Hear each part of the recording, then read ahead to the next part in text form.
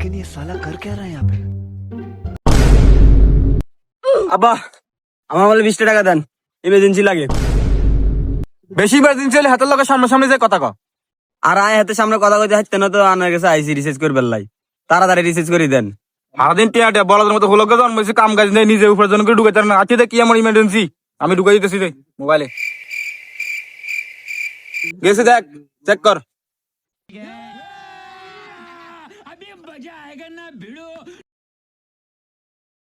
Hello আব্বা। Hello, কি রে তুই আমার কল দিলি কিনলে?